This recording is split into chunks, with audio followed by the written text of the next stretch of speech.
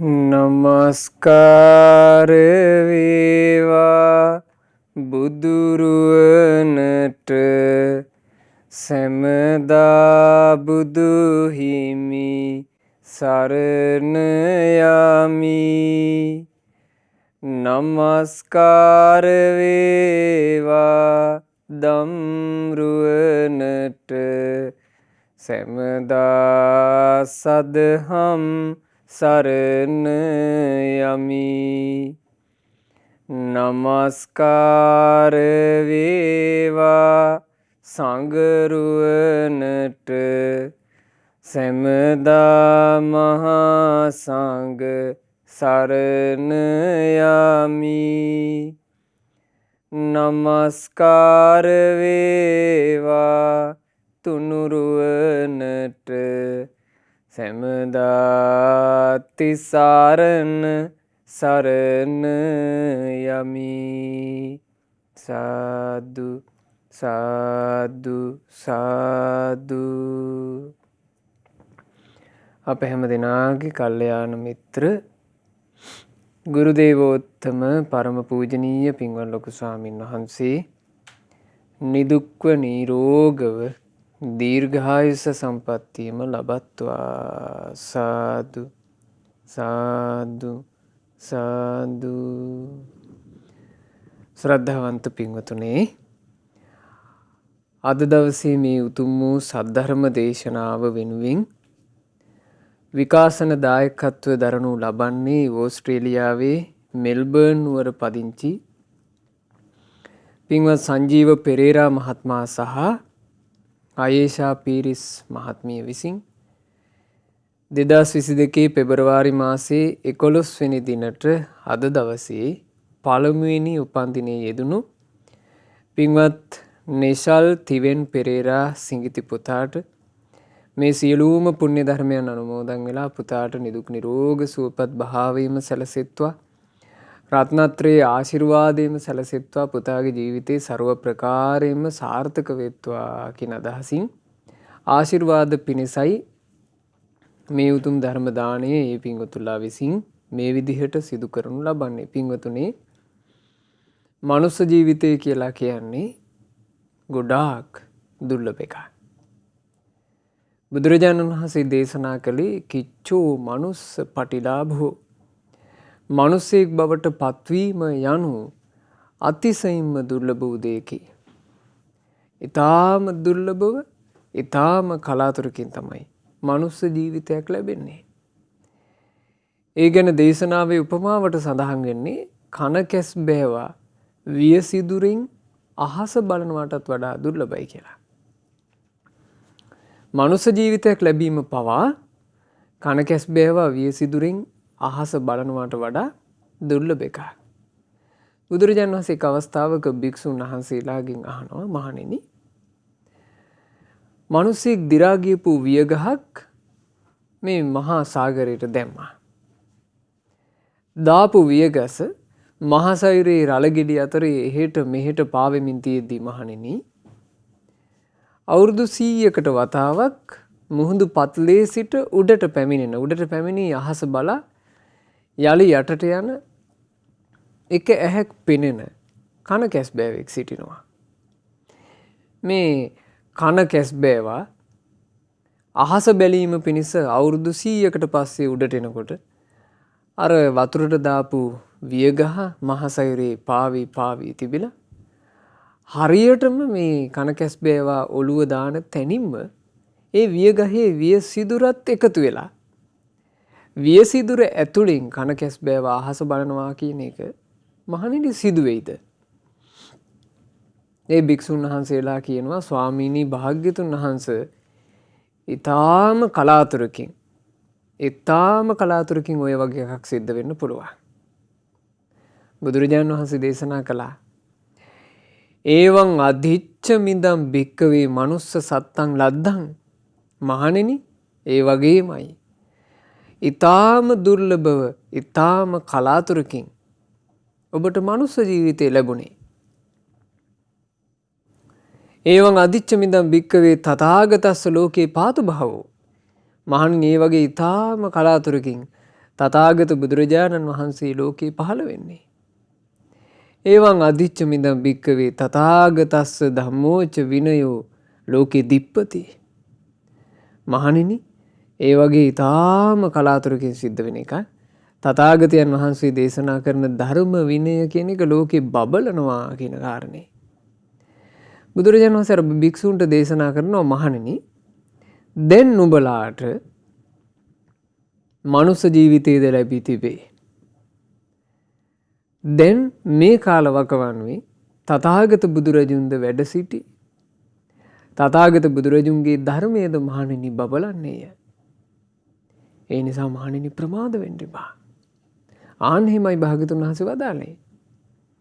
දැන් මේ කාල වකවානු ගත්තත් පින්වතුනි, බුදු කෙනෙක් පහළ වී ඒ බුදුරජාණන් වහන්සේ දේශනා කරපු සොඳුරු සද්ධර්ම දේශනාව අපි හැමෝටම අහන්න ලැබෙන කාලයක්. පින් තියන අයට බණ අහන්න ලැබෙනවා.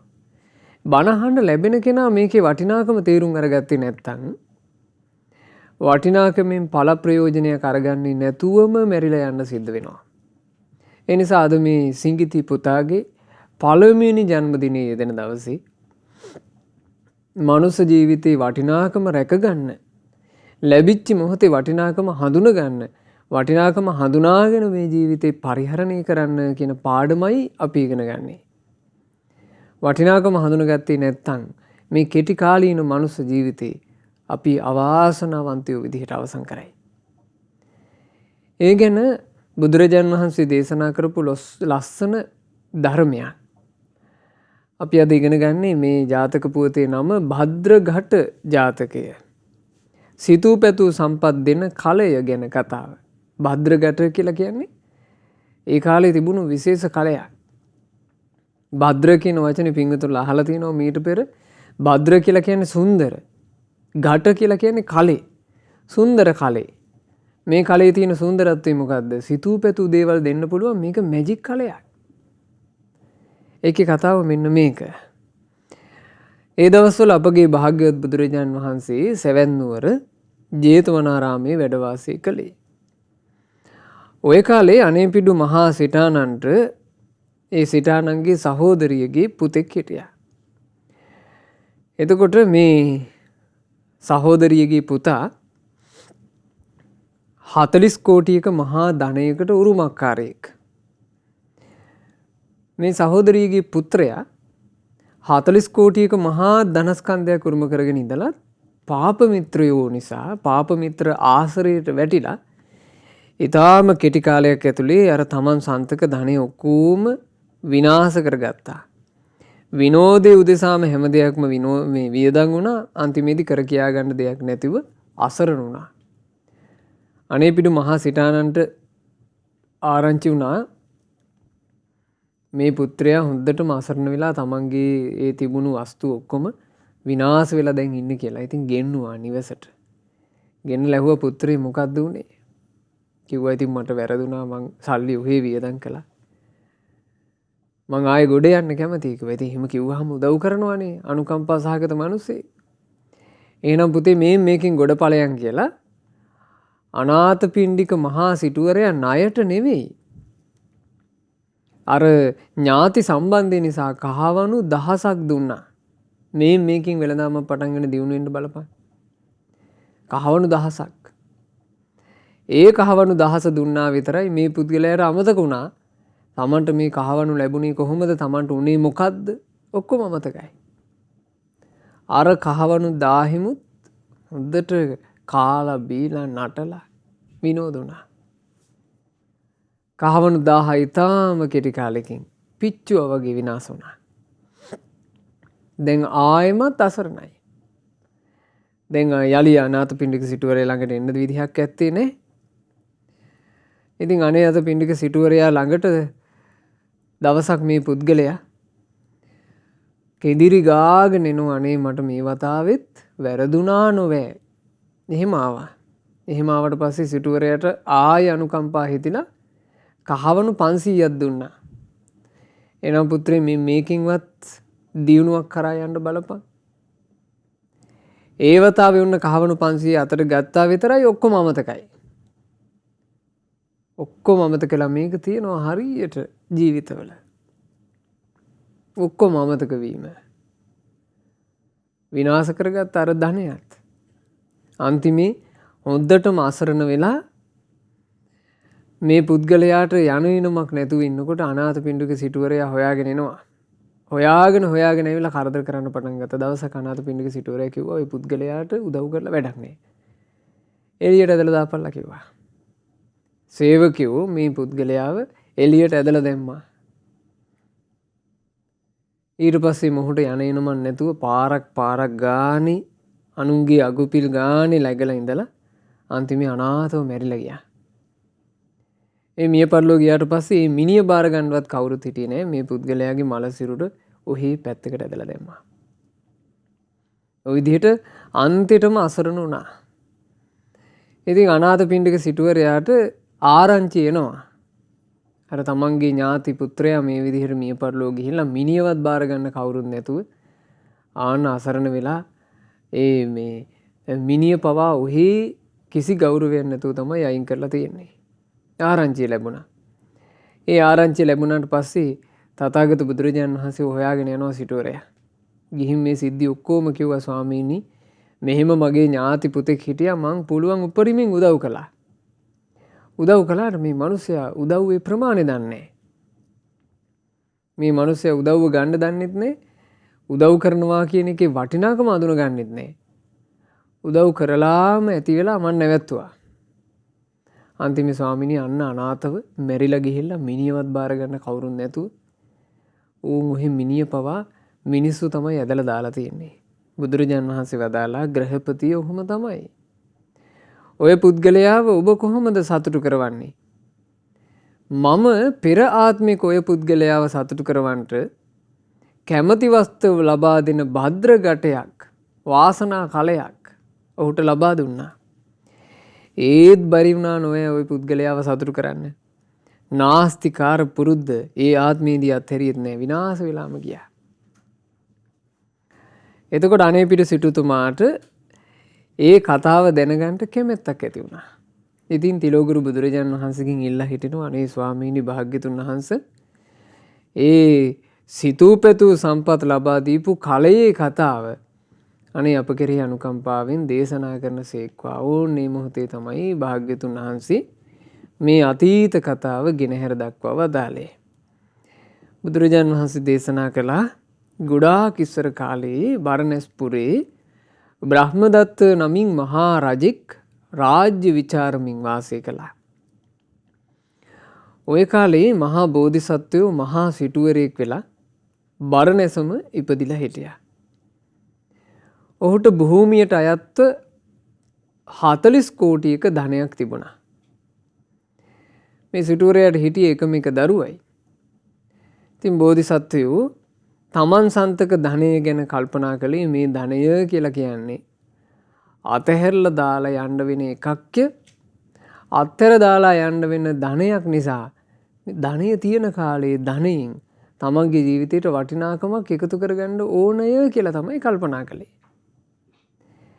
ඒ අදහසින් යුක්තව ගොඩාක් පින් කරගත්තා මහා බෝධිසත්වයෝ. තමන්ගේ ජීවිතේ ලැබිච්ච අවස්ථාවේ හොඳට පින් කරගත්ත මහා බෝධිසත්වයෝ. පින් කරගෙන අවසානයේ තමන්ගේ පුත්‍රයාට සියලු දේපල සම්පත්තිය පවරලා දීලා බෝධිසත්වයෝ කලුරිය කළා.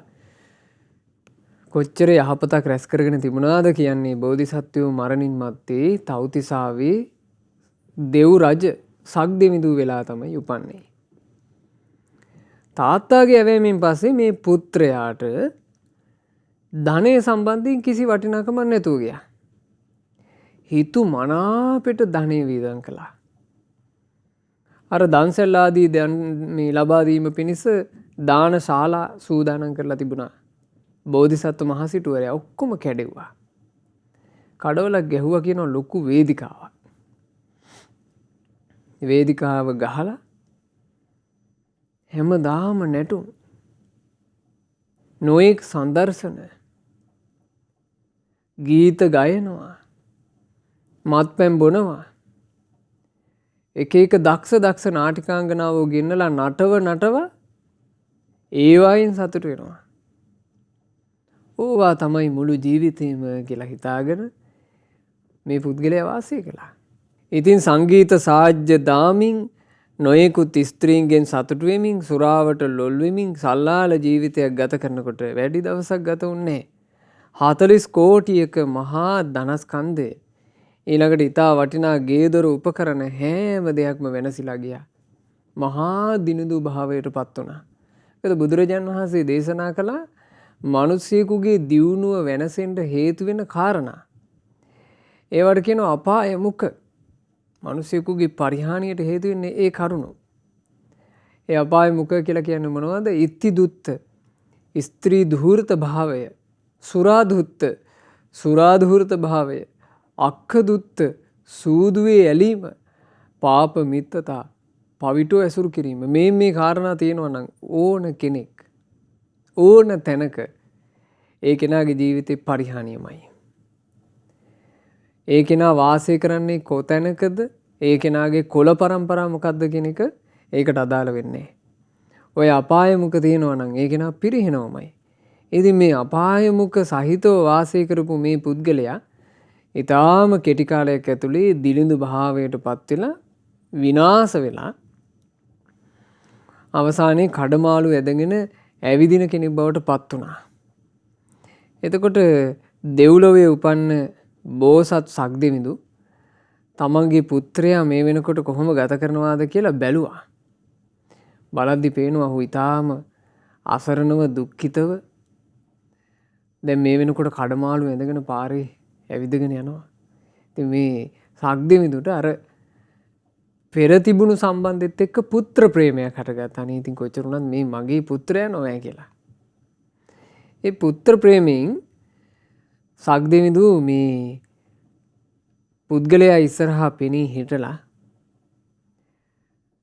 උපකාර කරන්න කල්පනා කළා. මෙහෙම කිව්වා. දැන් මේ දෙවි කෙනෙක් ආවේ. ඇවිල්ලා කිව්වා ආදර ඇති දරුව මේක ගනි. මේක තමයි පුතේ උඹට වාසනාව අරගෙන මේ එන භද්‍ර ගැටේ. මේක වාසනා කලයක්. හිතූ පැතූ සම්පත් ඔක්කොම ලබා දෙන හරි අසිරිමත් කලයක් මේක. පුතේ මේක හොඳට පරිස්සම් කොට රැකගනි. මේ කලයේ තියෙන තුරාවට නුඹට ධනෙන් නම් කිසිම අඩුපාඩුවක් වෙන්නේ නැහැ. හැබැයි මේ ධනෙ අරගෙන ඔබ අප්‍රමාදී වෙන්න. පුතේ මේක බිඳ ගන්න නම් එපා. භද්‍රගටේ දීලා මොකද්ද කිව්වේ? මේක බිඳ ගන්න නම් එපා. මේකේ තියෙන සම්පත් වලින් ඔබ හොඳට පින් කරගනි. හොඳට දන් දීපන්. අප්‍රමාදීව කාලය ගත කරපන් කියලා බෝධිසත්වයෝ අර වාසනා කලය භද්‍රගටේ සිතූ පැතූ සම්පත් ලබා දෙන මැජික් කලය දුන්නේ. එතකොට මේ පුද්ගලයා පිනා ගියා. හරි සන්තෝෂයටපත් වුණා. එහෙයි දෙව් රජුනේ එහෙයි කියලා භද්‍රගටේ ගත්තා. හැබැයි භද්‍රගටේ ගත්ත ගමන් මේ පුද්ගලයාට අමතක වුණා. තමන්ට මේ භද්‍රගටේ ලැබෙන තැනට තමන් වැටුනේ ඇයි? තමන්ගේ තිබුණු මොන වගේ දුර්ගුණ නිසාද තමන් තිබුණු මහා ධන සම්පත්තියකින් පිරිහුනේ? ඔක්කොම අමතක වුණා. අමතක වෙලා මේ භද්‍රගටෙන් ලැබෙනවානේ ධනෙ. මේ භද්‍රගටේ කියන එකෙන් ඕන තරම් ධන සම්පත් ලබන්න පුළුවන් ඉවර වෙන්නේ. මේ භද්‍රගටේ අරගෙන මේ පුද්ගලයා භද්‍රගටෙන් සල්ලි අරගන්නවා. අරගෙන අර මණ්ඩපේ නාටිකාංගනාව ගෙනලා නටවනවා. හොඳට බොනවා. මෙහිම යලිත් ප්‍රමාදීවම ගත කළා. අප්‍රමාද වුණේ නැහැ. යලිත් ප්‍රමාදීවම ගත කරනකොට ඒ ප්‍රමාදේ හේතු කරගෙන බලන්න දවසක් වෙච්ච දේ මොහු හොඳටම බීලා. බීපු දවසේ මොහුට භද්‍රගටේ සිහිපත් වුණා. සිහිපත් වෙලා කල්පනා කළා අපි මේ භද්‍රගටේ නොවේ අපට හැම සම්පතක්ම ලබා දෙන්නේ. මේක තමයි සිතූ පැතූ සම්පත් ලබා දෙන භද්‍රගටේ. මේක තමයි අපට වාසනාව උදා කරන භද්‍රගටේ කියලා අර භද්‍රගටේ කියන කලේ අරගෙන නැටුමක් නටන්න පටන් ගත්තා. කලේ උඩ දදා නැටුවා. කලේ උඩ දැන් මේ වෙරිමර ගහතනේ. වෙරි පිට දාපු කලේ අල්ල ගන්න බැරුව ගියා. කලේ බිම වැටුණා. සම්පූර්ණයෙන්ම කලේ කෑලි කෑලි වලට බිඳිලා ගියා. අයියෝ අපේ භද්‍ර කටේ සිඳී ගියා නොවේදෝ කියලා විලාප තිබ්බා. හැබැයි විලාපයක්ම විතරයි ඒක. අසරණ වෙලා පාරට වැටිලා අනාථෙක් වගේ මැරිලා ගියා. ඒ මලකුණත් අයිතිකාරයෙක් නැතුව උන් ඔහි මිනිස්සු ඇදලා දැම්මා. බලන්න ජීවිතයකට වෙච්ච දේ. භද්‍ර ඝටයක් මුණ ගැහිලාත් ජීවිතයකට සිද්ධ වෙච්ච අභාග්‍ය. මේ භද්‍ර ඝට ජාතකය කියවනකොට අපිට කල්පනා වුණේ පින්වතුනි මේ මනුස්ස ජීවිතය කියලා කියන්නේ භද්‍ර ඝටයක් වගේ එකක්.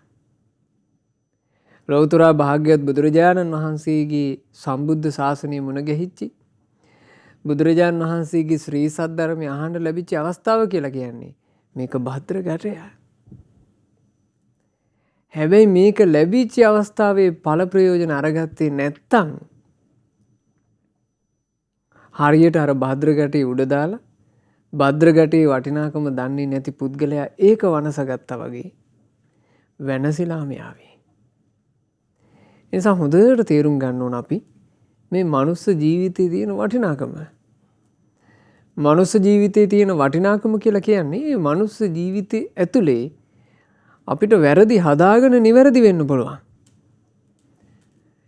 ඒක මේ මනුස්ස ජීවිතේ කරගන්න පුළුවන් එකක්. මනුස්ස ජීවිතේ අහිමි වුණාට පස්සේ පින්වතුනේ ඒ මනුස්ස ජීවිතේ අහිමි වීම හේතු කරගෙන අපි පරිහානි කර තැනකට ගියොත් එතන තියෙන්නේ තැවීම විතරයි. එතන තියෙන්නේ තැවීමක්, එතන තියෙන්නේ වැළපීමක්. ගොඩේීමක් ඇත්තේ නෑ. නිරිසත්තු නිරේ ගිහිල්ලා නිරේ ඉඳගෙන කරන විලාප බහලා තියෙනව නේද? අයියෝ අපිට මේ මනුස්ස ලෝකේ ඉන්න කාලේ පින් කරගන්න බැරුව ගියා. අපට කුසල් කරගන්න බැරුව ගියා. අපට යහපතේ හැසිරෙන්න බැරුව ගියා. අපි වෙනසුණා. අපි ආයේ මනුස්ස ලෝකයකට ආවොත් ඉන්නම් පින් කරනවා කියලා කියනවා. හැබැයි අවස්ථාව අහිමි. නිරේ වැචිච්චි නිරිසතා යලි මනුස්ස ලෝකයක එනවා කියලා කියන්නේ කන කැස් බෑවේ කැස් වියසිදුරෙන් අහස බලනවට වඩා අතිශයින් දුර්ලභ එකක්. ඒ අවස්ථාව අහිමි කරගෙන තියෙන විලාපයක් තියෙන්නේ. යමෙක් මිය පරලෝ ගිහිල්ලා പ്രേත ලෝකයක උපන්නොත් එහෙම එයාට අවස්ථාව අහිමි. പ്രേත ලෝකේ පෙරේතයෝ කොතෙකුත් කියන්නේ නැද්ද?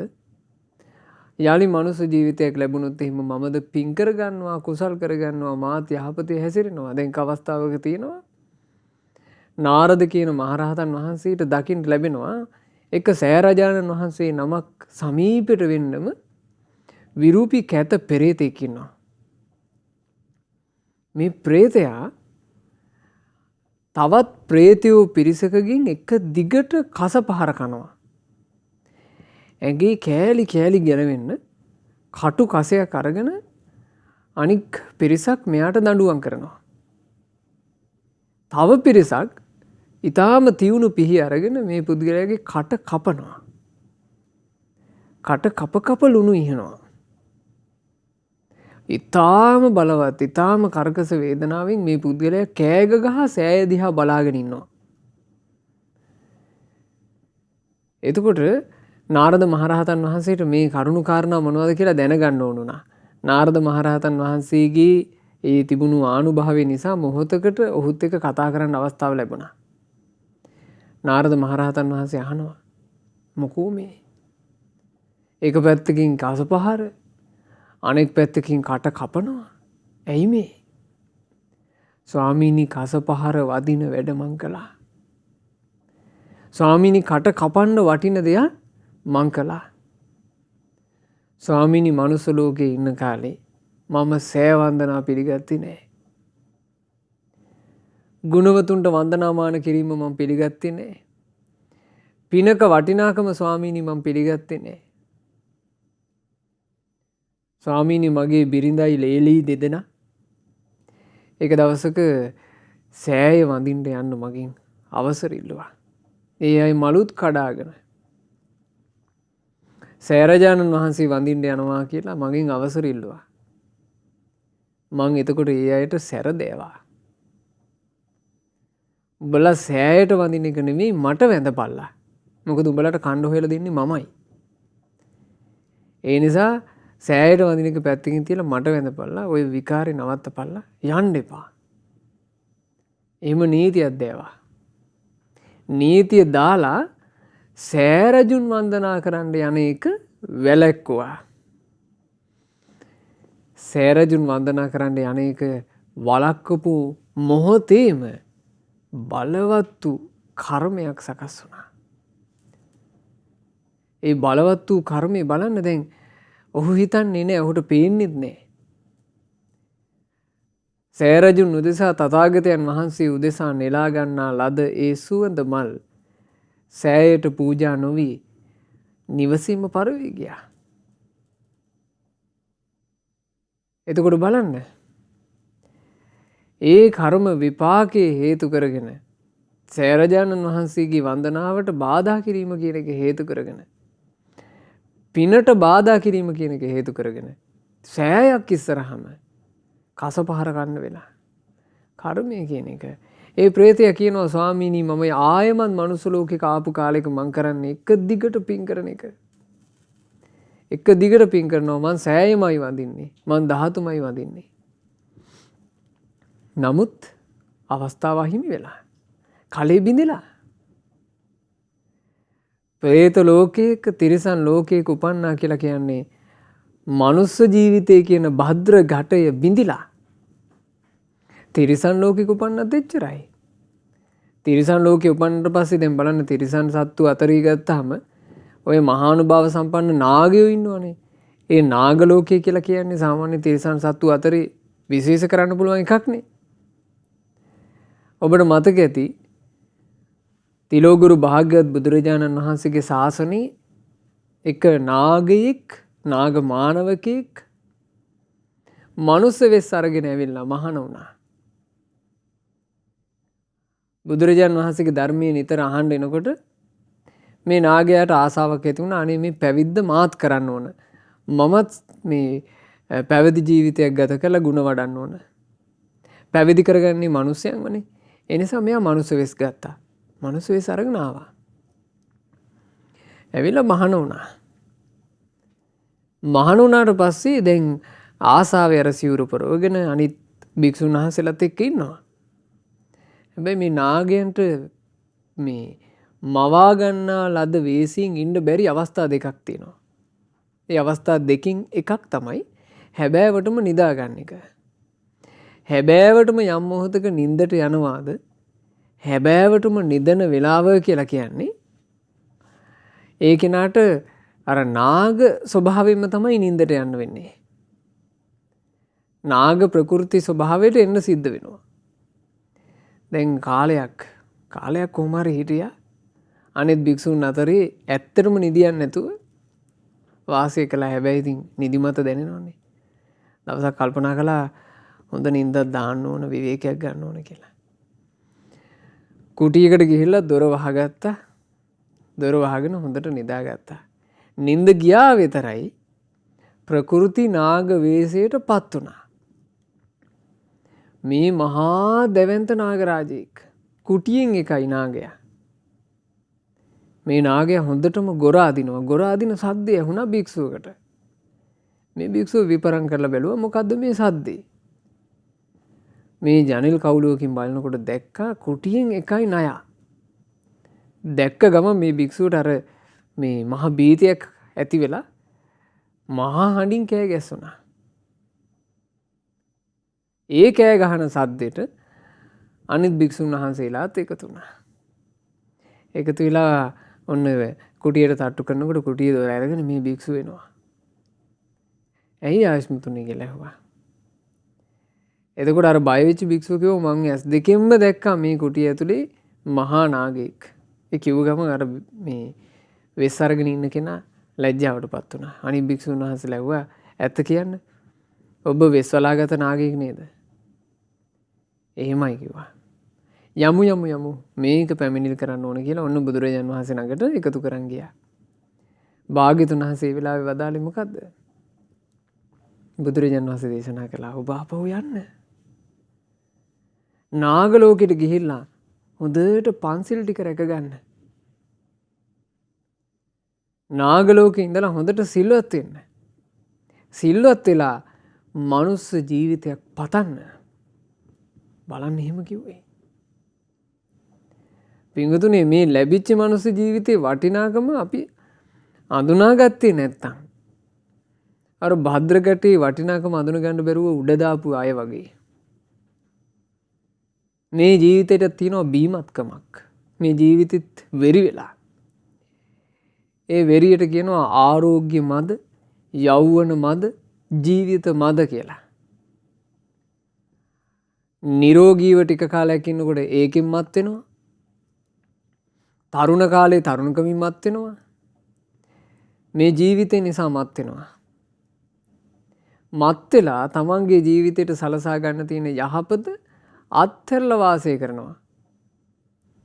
අවසානයේ ඊටාම කෙටි කාලයකින් මේ මනුස්ස ජීවිතය අත්හරින්න වෙනකොට භද්‍ර ගැටේ බිඳගත්තා වගේ නැසිලා යනවා. මේක භද්‍ර ගැටයක් කියලා අපි අඳුනාගත යුතුමයි. ඒ අඳුනා ගැනීම උදෙසා තමයි මේ අපි අතරින්ම දේවදූතයෝ සිටින්නේ. දේවදූතයා වශයෙන් අඳුනගත්තොත් රැකෙන්න පුළුවන්. පළවෙනි දේවදූතයා තමයි ඉපදිලා වැඩි කාලයක් ගත නොවුණු ඊටාම කුඩා වයසේ සිටින තමන්ට තනියෙන් නැගිට ගන්න බැරි ඔහේ උඩුබැලිය අතට වැතිරලා සිටින දරුවෝ. ඒ දරුවන්ට මොකුත් තේරෙන්නේ නැහැ. ඒ දරුවන්ට තමන්ට කියලා මොකුත් කරගන්න පුළුවන්කමකුත් නැහැ. සම්පූර්ණයෙන් අසරණයි. අම්මා තාත්තා දෙන්නෙකුගේ සෙනෙහස රැකවරණේ ආරක්ෂාව ලැබුණේ නැත්තම් වැඩිහිටියෙකුගේ සෙනෙහස ආරක්ෂාව ලැබුණ නැත්තම් ඒ දරුවා සම්පූර්ණයෙන් අසරණයි. ආන්ගේ අසරණ භාවයට පත්වෙච්චි දරුවෝ දකිනකොට දේවදූතයා ඒ තුنين දැක ගන්න ඕන. මෙහෙම නේද මමත් මනුස්ස ලෝකෙට ආවේ. එහෙම ආපු මම නේද දැන් මෙහෙම ඉන්නේ. මම මේ උනේ ඊටාම ලපටි වයසේ ඉඳලා මෝරණ එක නේද? දැන් මේ මෝරා මං යන්නේ කොහාටද? මට මේ මනුස්ස ජීවිතය අහිමි වෙන තැනට නේද මම යන්නේ. ආන්න මතක් කරගන්න ඕන. මේ මනුස්ස ජීවිතය අහිමි වෙන තැන කියලා කියන්නේ මොකද්ද පින්වතුනි? මනුස්ස ජීවිතය අහිමි වීම කියන එක බුද්ධිමත් මිනිස්සෙක් කෙසේ සිටිය යුතුද? මනුස්ස ජීවිතය අහිමි වෙනකොට අපිට මොනවද පින්වතුනි අහිමි වෙන්නේ? අපට අහිමි වෙනවා අපි ළඟ තියෙන ධනය. ඒක ඊටාම ප්‍රකටයි, ඊටාම පැහැදිලි. මොකද අපේ ආච්චිලා සීයලා අපි දන්න කෙන අය මැරෙනකොට ඒ අයගේ සල්ලි මුදල් ටික ඔක්කොම තියලා නේද ගියේ. එහෙනම් අපිට යන්න වෙන්නේ තියලාමයි. ඊළඟට අපිට පේනවා මැරෙනකොට මොනවද අහිමි වෙන්නේ? දීපල. මොකද අපි දැක්කා අනිත් අය මැරෙනකොට දීපල අරන් ගියේ නැහැ. එහෙනම් අපිට යන්න වෙන්නේත් දීපල තියලා. ඊළඟට අපිට දකින්න ලැබෙනවා මැරෙන අය මැරෙන්නේ තමන්ගේ ප්‍රසිද්ධි, තමන්ගේ නම්බුනාම ඒවා ඔහි නිකන් වචන මාත්‍රයක් විතරක් කතා කිරීමක් තියෙද්දි එයා මැරිලා යනවා. ඒවා ඉතින් අර නිලතල වශයෙන් කතා කරනවා මිසක් අන්තිමේට මේ මරණයේ අවසන් කටයුතු කරනකන් ඒ වචන වලින් උජාරුවට කතා කරනවා මිසක් ඒකෙන් කිසි යහපතක් නැහැ. කොටින්ම මරණයටපත් වෙලා යනකොට මෘත ශරීරේ මේ කුණු කය පවා මෙහෙ දාලා යනවා. ඒ කුණු කයට අපි නොඑක ආකාරයෙන් ඔන්න මේ එම්බාම් එකක් කරලා ඊට පස්සේ පෙට්ටි එක තියලා එක්කෝ භූම දාන කරනවා, එක්කෝ ආදාහනය කරනවා. ප්‍රකට කාරණානේ ඇස් දෙකට පේන්න තියෙන ඒවා. මහා ලොකුවට විශාලයට පොත් කියව ඉගෙන ගන්න ඕන ඒවා නෙමෙයි මේවා. හැබැයි මහා ලොකුවට පොත් කියපු අයටත් අමතක වෙන ඒවා මේවා. ඉතින් ඒ නිසා ජීවිතය කියන එක හොඳට තේරුම් ගන්න ඕන එක. අපේ මේ මනුස්ස ජීවිතේ අර වගේ ලපටි තැනකින් පටන්ගෙන මේ යන්නේ අවසන් මොහොත කරා. ඒ අවසන් මොහොත කියන එක අපි සිහි කරනකොට අපට තේරෙනවා මේ එකතු කරගන්න මහන්සි වෙන අපි අපේ කියලා ලං කරගන්න ඔක්කොම දේවල් අත්හරින්න වෙනවා නම් අපිට මොකද්ද සරණ? අපිට කෝ පිහිටක්? ආන දේවදූතයා හඳුනා ගැනීම ඊළඟට අඳුන ගන්න ඕන තව දේවදූතෙක් ඉන්නවා. ඒ තමයි වයෝවෘද්ධ වෙච්ච අය. වයෝවෘද්ධ වෙලා කෙස් පැහිලා ගිහිල්ලා ඇස් යට ගිහිල්ලා ඇස් පේන්නේ නැතුව දත් හැලිලා දිව පණ නැති වෙලා කටින් ඔහේ කෙල වැක්කිරෙන හම රැලි වැටී ගියපු අඩියක් තියාගන්න අමාරු ඇතැම් විට කුදු ගැහිච්චි අතපය වෙවුලන රැලි වැටිලා තියෙන රැලි වැටිල්ලට මේ අතකින් අල්ලන්නවත් හිතෙන්නේ නැති වෙන තරමටම මේ හම සම්පූර්ණයෙන්ම රැලි ගැහිච්චි දකින්න ලැබෙනවා. දකින්න ලැබෙද්දී මතක් කරගන්න ඕන මේ ආච්චි සීයා උපන් හැටි නෙවෙයි. මේ අයත් මම වගේම ජීවිතේ ගෙවාගෙන ඇවිල්ලා දැන් වයසට ගිහිල්ලා. එහෙනම් මාත් මේ අඩියට වැටෙනව නේද? ආන් මතක් කරගන්න ඕන එක. මටත් මෙතන තමයි උරුම. ඇතැම් ආච්චිලා සීයලාගේ ජීවිතයේ අන්තිම කාලේ අවුරුද්ද 2 3 සමහරට අවුරුද්ද 5 10 එකම තැන ඇඳේ. ඔහේ වහලක් දිහා බලාගෙන එක්ක කරකැවෙන ෆෑන් එකක් දිහා බලාගෙන ඔහේ ඉන්න ඕන. ඇතැම් අයට ඔන්න දරුවෝ කරන්නේ දරුවන්ට ඒ ආච්චි අම්මා සීයා වෙනුවෙන් ඒ දරුවෝ කරන එකම එක දේ තමයි පුටුවක තියලා ඔය පාරක් දිහා බලාගෙන ඉන්න සලස්සනවා. පුටුවේ තිබ්බට පස්සේ Taman තනියෙන් නැගිටින්න බෑ. ඉතින් කෙන්දිරික ගහ අර පාරේ වාහන යනවා නම් ඒවා දිහා බලාගෙන ඉඳී. ඔහේ ඉන්නවා. බලන්න මේක අපි කරාත් වෙනවා. මේ ආච්චිලා සීයලා දකින්නකොට ඒ තුලින් දැක ගන්න ඕන දේවදූතයා. එතකොට තමයි තමන්ගේ ජීවිතයට රැකවරණය සලසාගත යුතුයි කියන තැනට එන්නේ. මේක තමයි බුද්ධිමත් මිනිස්සෙක් ජීවිතය දිහා බලන ක්‍රමේ. බාහිරින් මවලා දෙන සුරංගනා ලෝක වලට අහු නොවි මිනිස්සෙක් බුද්ධිමත්ව ජීවිතය දිහා බලන්නේ මේ විදිහටයි. මේකමයි රැකවරණේ. ඊළඟට දකින්න ඕන ලෙඩ වෙච්ච අය. ලෙඩ වෙච්ච අය දකින්න පිංගුතුනි කලින් කලට ගියත් කමක් නැහැ. ඔය පිළිකාරෝහල් වල ඊළඟට ලෙඩ්ඩු අසරණ වෙලා වැටලා ඉන්න තැන් වලට ගියාට කමක් නැහැ බලන්න. මේ මිනිස්සු විදිහට අපිත් එක්ක හිටපු අය ලෙඩ වෙලා ඉන්න හැටි බලන්න යන්න. ලෙඩ දුකක් හැදුනාට පස්සේ කොච්චර ඒ කෙනා අසරණද කියලා දකින්න යන්න.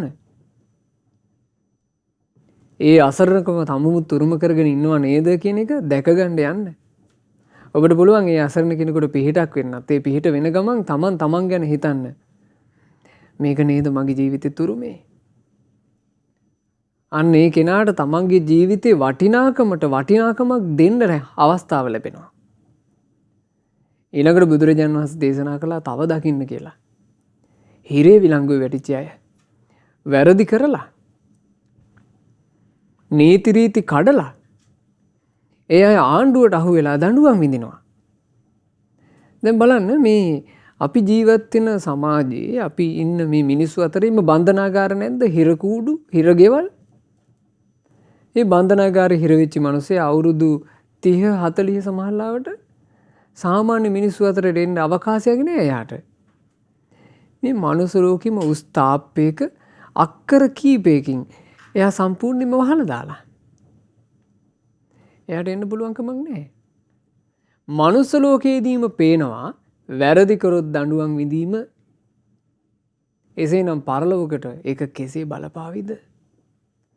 අන්න සිහිපද ගන්න හැටි. මනුස්ස ලෝකෙම ප්‍රකටව පේනවා වැරදි කරපු අය ඒ වැරද්ද හේතු කරගෙන විපාක විඳවන හැටි.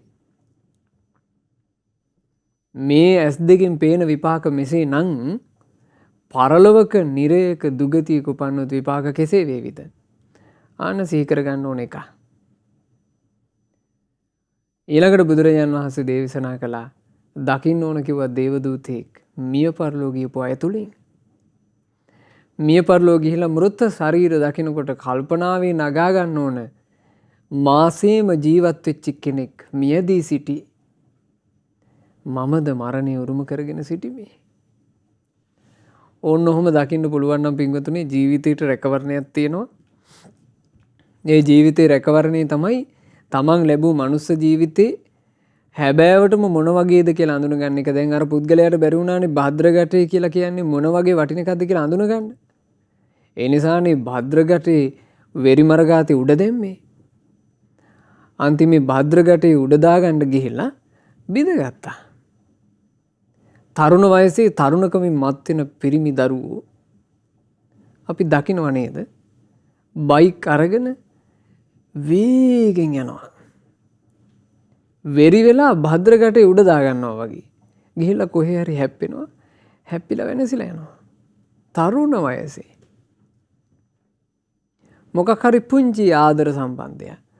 මොකක් හරි පොඩි දෙයක් මුල් කරගෙන ඒ පටලැවිල්ලෙන් ජීවිතේම වනස ගන්නවා. ඔක්කොම යාට අමතකයි. එයා හිතන්නේ මේ අවුරුදු 16 දී 17 දී 18 දී පටන් ගන්න මේ ආදර සම්බන්ධය තමයි ජීවිතේ ලොකුම එක කියලා. දැක නැද්ද ඔබ වෙනසී යනවා. වෙරිමර ගාතේ භද්‍රකටේ උඩ දාලා බිඳගත්තා වගේ. ඉතින් මේ විදිහට තමන්ගේ ජීවිතය ගැන තේරුම් ගන්න මේ ජාතක කතාව විස්තර වශයෙන් තේරුම් ගන්න පුළුවන් ආකාරයකුයි ඔය කියලා දුන්නේ. ඉතින් භාග්‍යවත් බුදුරජාණන් වහන්සේ මේ ජාතක පුවත දේශනා කළා මෙන්න මේ විදිහේ ගාථා වදාලා. තමන් කැමති වස්තුව දෙන භද්‍රගටය ලැබුණේ සල්ලාලයෙකුට. ඔහු සැපසේ සිටියේ ගරු කරනාතුරු පමණයි ලද ඒ වස්තුව හට. සුරා මතින් මත්වී උඩඟු කමින් මත්වී ඔහු යම් දවසක ප්‍රමාදයෙන් සිටිය නිසයි කලය බිඳී ඔහුට උදා වූයේ ඒ දුක. එදා පටන් ඒ බාලයාට නැත අඳින්ට වස්ත්‍රයකුත් ලැබුණේ. කෑමක් බීමක් හෝ යන්ට එන්ට තැනක් නැතිව දුකින් දුකට වැටුනේ. කාටත් වෙන්නේ ඔය ටිකමයි මේ දේ නිසි තේරුම් නොගත්තොත්.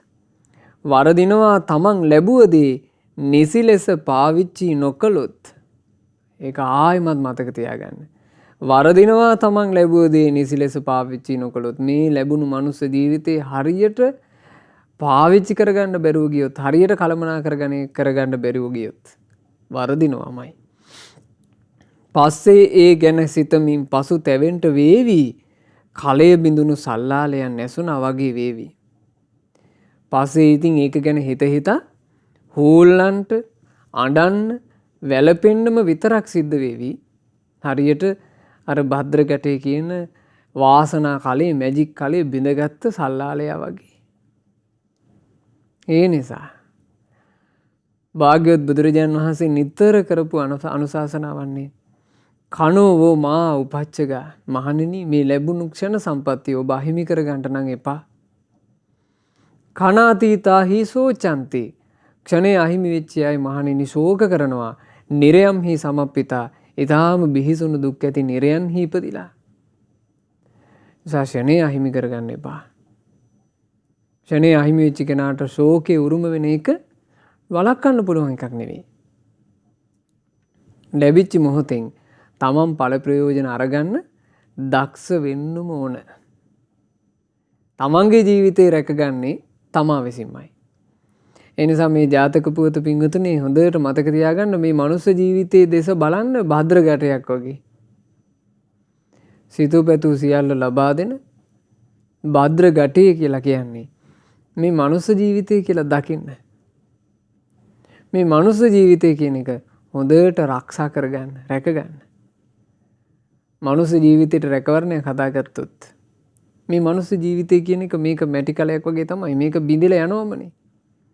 මේක බිඳී යන දවසට ලැබූ වස්තුවෙන් දැන් භද්‍රගටය කියන මේ වාසනා කලය කෙනෙකුට ලැබුණා නම් ඒකේ ලාභය කෙනෙක් අඳුනගත්තා නම් ඒකෙන් හිතේ හැටියට Tamanට ප්‍රයෝජනවත් විදිහට ධනෙ වියදම් කරන්න බැයිද? අපි හිතමු පින් කරන්න දක්ෂ දම්පැන් පූජා කරන්න දක්ෂ මිනිසෙකුට වාසනා කලයක් හම්බුණා කියලා. ඒ මිනිසයා ඒ කලින් බොහෝ කොට ධනෙ අරගෙන පින් කරගන්නේ නැද්ද? එතකොට ඒ කලේ නිසි ලෙස ප්‍රයෝජනවත් වෙනවා. ඉතින් මේ වගේ මනුස්ස ජීවිතය කියන එක. මේකේ පුළුවන් හොඳට පින් කරගන්න. දැන් බලන්න සෑ රජුන් වඳින්න පුළුවන්. බෝධි වඳින්න පුළුවන්. උදේ හවස බුද්ධ වන්දනා කරන්න පුළුවන්. බණ අහන්න පුළුවන්. සංඝයා දැකලා හිත පහදවන්න පුළුවන්. බණ පොත කියව ගන්න පුළුවන්. බණ පද අහන්න පුළුවන්. තමන්ට සිල්පද ටික රැක ගන්න පුළුවන්. ගොඩක් අවකාශ තියෙනවා. පින් කරගන්න අවකාශ තියෙද්දී ඒ පින් කරගන්න තියෙන අවකාශය ගැන අපිට තේරුමක් තියෙන්න ඕන. මේ මනුස්ස ජීවිතය කියන එක නිසා තමයි මට මේක ලැබුණේ. මේක හැබැයි අහිමි වෙමින් තියෙන එකක්. ඒක හොඳට අඳුන ගන්න ඕන. මේක අහිමි වෙමින් තියෙන එකක්. ඒ අහිමි වෙමින් තියෙන එකේ මං අහිමි වෙන්න පෙර ප්‍රයෝජනෙ අරගන්න ඕන. බුදුරජාණන් වහන්සේ දේශනා කළේ යථාපි පුප්පරා සිම්හා කෛරා මාලා ගුණේ බහුම්. දක්ෂ වූ අතිදක්ෂ වූ මල්කාරයා කරන්නේ තමන්ගේ මාලය වෙනුවෙන් ලස්සන මල් සොයා යන එකයි. එසේ මල් සොයා ගොස් ඔහු මලෙන් මල කඩාගෙන මලෙන් මල ගොතාගෙන ලස්සන මල් මාලයක් සකස් කරගන්නේය. ඒවන් ජාතේන මච්චේන එලෙසින්ම මිනිස්සු අතරේ උපන් කෙනා කත්තබ්බං කුසලම් බහුම් තමන්ගේ ජීවිතයට බොහෝ පින් කරගන්න දක්ෂ වෙන්න. මනුස්ස ජීවිතය කියලා කියන්නේ පින්වතුනි පින රැස් කරගන්න හොඳට අවකාශ තියෙන තැනක්. පින කියලා කියන්නේ මල් වගේ නම් මල් ගොඩාක් තියෙන තැනක්. මාල ගොතන්න කැමති කෙනෙකුට ඕන තරම් මල් තියෙනවා. හැබැයි ඒ මල තමන් නෙලාගත්තොත් විතරයි තමන් සතු වෙන්නේ. ඒ මල තමන් නෙලාගත්තොත් විතරයි තමන් සතු වෙන්නේ. ඒ නිසා මේ මනුස්ස ජීවිතේ ගත කරන කාලේ තමන්ගේ පින තමන් උරුම කරගන්න ඕන. ගහක තියෙන මලක් තමන් කඩලා තමන්ගේ මාලෙට එකතු කරගන්නවා වගේ. පින කියන එක තමන්ගේ සිත කය වචනයෙන් රැස් කරන්න. ඉතින් එහෙම අපිට පින් කරගත්තොත් එහෙම මේ ලැබූ මනුස්ස ජීවිතය තුළ අපිට අපේ ජීවිතයට විශාල වටිනාකමක් එකතු කරගන්න පුළුවන්. බුදුරජාන් වහන්සේ මේ භද්‍රඝට ජාතකය අවසන් කළේ ග්‍රහපතිය එදා තමන්ට වාසනාව ගෙනා කලය වනසාගත්ත හැම දෙයින්ම පිරිහිච්චි ගියපු පුද්ගලයා බවට පත්වුණේ ඔන්න ඔය ඔබගේ සහෝදරියගේ පුත්‍රයාමයි. බලන්න වෙනසෙන කෙනා ආයමත් වෙනසීම උරුම කරගන්න හැටි. එදා සක්දිවිඳුව සිටියේ මමයි කියලා භාග්‍යතුන් වහන්සේ මේ ජාතක පුවත මේ විදිහට දේශනා කොට අවසන් වුණේ. ඉතින් අපේ ජීවිතයට හොඳ ආදර්ශයක් භද්‍රඝට ජාතකයෙන් අපට ලබා ගන්න ලැබුණා. මේ ආදර්ශය හොඳට හිතේ දරාගෙන තමන්ගේ මනුස්ස ජීවිතය අහිමි වෙන්නට මත්තෙන් මේ මනුස්ස ජීවිතයට බුද්ධ ශාසනය මුල් කරගෙන පිහිටක් පිළිසරණක් රැකවරණයක් සලසා ගන්නට අප හැම දෙනාට වාසනාව ලැබේවා. සාදු සාදු සාදු. රැස් කළා වූ සියලුම පින් සියලු දෙවියෝ සතුටු සිතින් අනුමෝදන් වෙත්වා. සියලු බ්‍රහ්මකායික දෙවිවරුත් සක්දෙවිඳුන් සතරවරන් දෙවිවරුන් සෙන්පති දෙවිවරුන් ප්‍රධාන කොට සදෙව්ලෝකවාසී සියලු දෙවිවරුත් ලංකා භූමිය සුරකින්න සුමන සමන් දෙව් නිරිදුන් ඇතුළු ඒ පොළොවාසී සියලුම දෙවිවරුත් අපගේ ඉෂ්ඨකාමී හිතකාමී සියලුම දෙවිවරුත් පින් අනුමෝදන් වෙලා දෙවියෝ දිව්‍ය සැපින් වැඩෙත්වා. දෙවියන්ගේ නිරන්තර ආශිර්වාද අද දවසේ පළමුවෙනි උපන්දිනයේ යෙදුණු පින්වත් නිෂෙල් තෙවෙන් ගේ සිඟිති පුතාටත් අප සෑම සියලු දෙනාටත් එක ලෙසම සලසා දෙත්වා. දෙවියෝද සංසාර දුකින් අත මිදේවා. සාදු සාදු සාදු. අපගේ ගුරු දෙවිඳුන් හට සියලු පින් අනුමෝදන්ව නිදුක් නිරෝග සුවය දීර්ඝායුෂ සම්පත්තියම සැලසේවා. සාදු සාදු සාදු. රැස් කළ උදාරතර පුණ්‍ය ධර්මයන් අද දවසේ පළමුවෙනි උපන්දිනයේ යෙදුණු පින්වත් නිෂෙල් තෙවෙන් පෙරේරා ඒ සිඟිති පුතා හට අනුමෝදනා වී මේ සියලු පුණ්‍ය ධර්මයන්ගේ ආශිර්වාදයත් බුද්ධ රත්නයේ ආශිර්වාදයත් ධර්ම රත්නයේ ආශිර්වාදයත් සංඝ රත්නයේ ආශිර්වාදයත් පින් අනුමෝදන් වෙලා සතුටු වෙන සියලු දෙවි දේවතාවුන් වහන්සේලාගේ ආශිර්වාදයත් සිඟිති පුතාට නොඅඩුවම සැලසෙත්වා. නිදුක් නිරෝග සුවයම වේවා. දීර්ඝායුෂ සම්පත්තියම වේවා. පුතාට තමන්ගේ ජීවිතයට යහපත සලසන කල්යාණ මිත්‍ර සත්පුරුෂ අයම ඇසුරු කරන්නට ලැබේවා. කිසිම කලෙක පවිටු ඇසුරකට නම් ඒ පුතාගේ ජීවිතේ නොවැටේවා. බුදුරජාන් වහන්සේගේ සරණ ලැබූ ශ්‍රාවක පුතෙක් විදිහට සම්බුද්ධ ශාසනයේ පිළිසරණ ලබා ගන්නට වාසනාව ලැබේවා කියලා අපි සෙත් ප්‍රාර්ථනා කරනවා, ආශිර්වාද කරනවා. රැස් කළ සියලුම පුණ්‍ය ධර්මයන් ධර්ම දානයේ සිදු කරන පින්වතුන්ලාගේ නමින් මියගිය සියලු ඥාතීන් හට අනුමෝදන්ව ඥාතීන්ගේ පරලොව ජීවිත සැපයටම පත්වෙත්වා ඉක්මන් භවයකදීම ඥාතීන් සසර දුකින් අත මිදේවා කියන ප්‍රාර්ථනාවෙන් පින් අනුමෝදනා සිදු කරන්න. රැස් කළ පින් අද දවසේ මේ උතුම් ධර්ම දානය සිදු කරන ඕස්ට්‍රේලියාවේ මෙල්බර්න් නුවර පදිංචි පින්වත් සංජීව පෙරේරා මහත්මයාටත් පින්වත් අයසා පීරිස් මහත්මියටත් දෙපයාර්ශවයේම දෙමාපියන්ට සහෝදර සහෝදරියන්ට සියලුම පුණ්‍ය ධර්මයෝ එකලසම අනුමෝදන් වෙලා ඒ පවුලේ සියලු දෙනාට නිදුක් නිරෝග සුව ශාන්තිය දීර්ඝායුෂ සම්පන්නිය සැලසේවා.